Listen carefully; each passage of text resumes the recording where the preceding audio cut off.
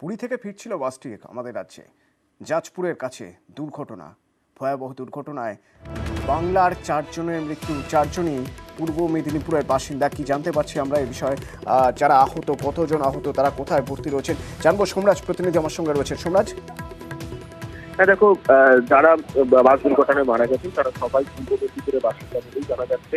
এখনো পর্যন্ত যেটা জানা যাচ্ছে, চারজন মারা গেছেন, তারা পাঁচজন যে মারা গেছেন তাদের মধ্যে চারজন পূর্ব মেদিনীপুরের বাসিন্দা।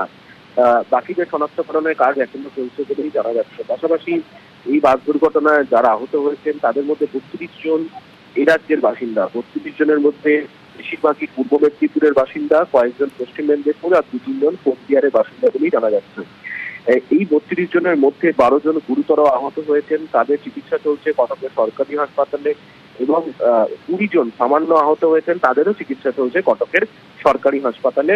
এবং সব মিলিয়ে প্রতিনিয়ত তাদেরকে পর্যবেক্ষণ করা হচ্ছে। ইতিমধ্যেই অ্যাম্বুলেন্স, 5টি ক্রিটিক্যাল অ্যাম্বুলেন্স সেটিও পাঠানো হয়েছে উড়িষ্যার কটকের উদ্দেশ্যে বলেই জানা যাচ্ছে।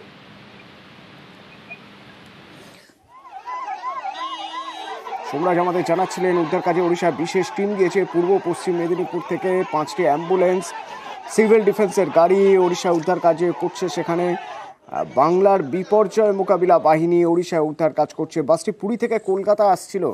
16 নম্বর জাতীয় সড়কের উপর ফ্লাইওভারে এই দুর্ঘটনা ঘটে এবং মৃত 4 জন এ রাজ্যের পূর্ব মেদিনীপুরের বাসিন্দা। আহত 40 জনের মধ্যে 32 জনই এ রাজ্যের, তাদের মধ্যে 12 জনের অবস্থা আশঙ্কাজনক। কটক হাসপাতালে রাজ্যের 6 জন অফিসার